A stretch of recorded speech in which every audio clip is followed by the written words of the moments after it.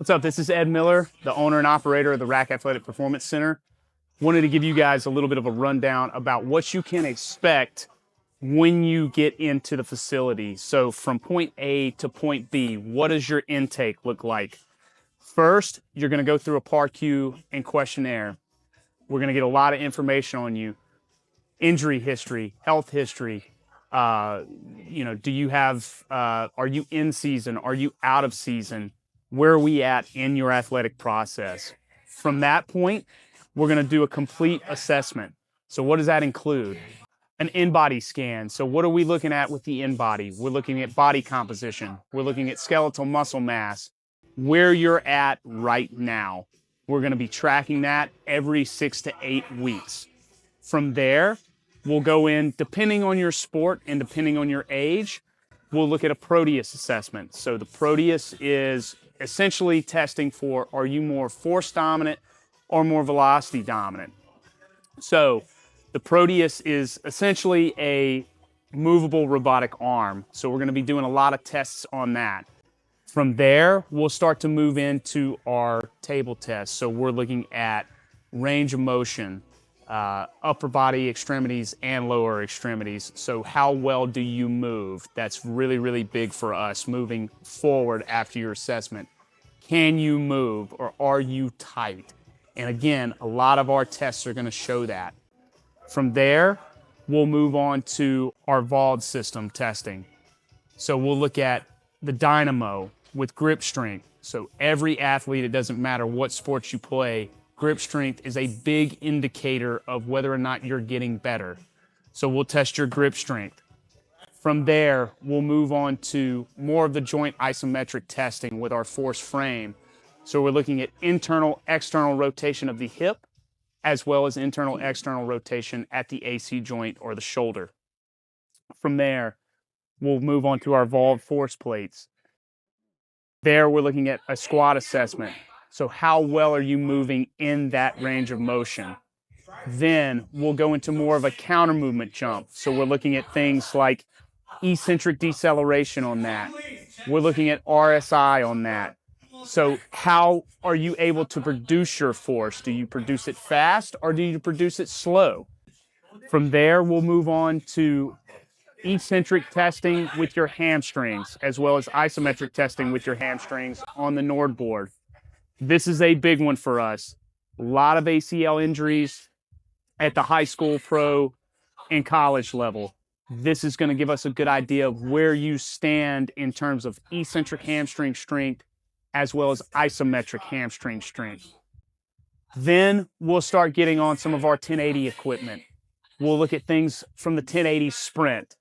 Typically, we're going to look at a 10-yard sprint, a 15-yard sprint, and a 20-yard sprint. Depending on what sprint we're looking at, that will vary with our load. We'll get a nice force velocity profile on the athlete there. So again, driving our individualized programming as much as possible. We'll typically finish out on our shred mill. So what are we looking at on that? It's essentially a weighted sprint. So you're running against a magnet, but it's calculating your miles per hour on there. So we'll look at acceleration as well as top speed on that. And again, all of this stuff is going in our hub under you. So we'll test it every 6 to 8 weeks. Assess, train, and then reassess to see where we're at.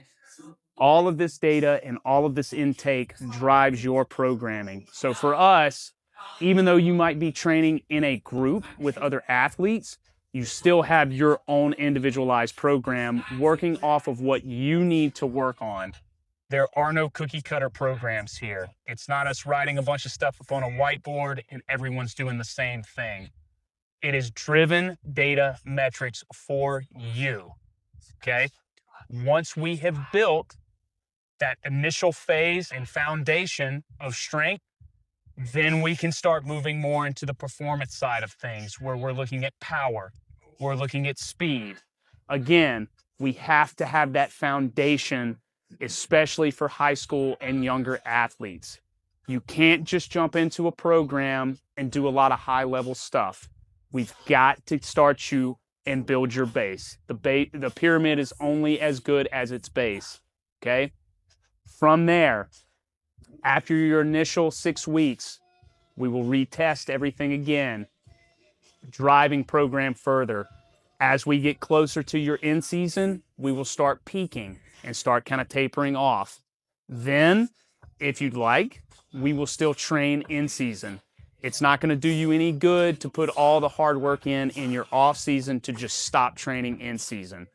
Obviously, it's going to look a little bit different from an off season training perspective, but you've got to still train in season as an athlete. We want it. It doesn't make any sense to build the foundation and build the engine and then just completely stop in the end season. So think of that as more injury prevention while you're playing, okay? We're still looking to make strides, but the big part of in-season training is going to be injury prevention and keeping you ready for the season.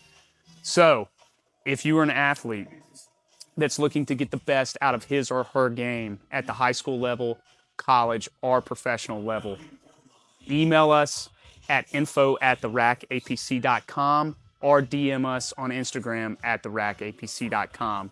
Let's dominate.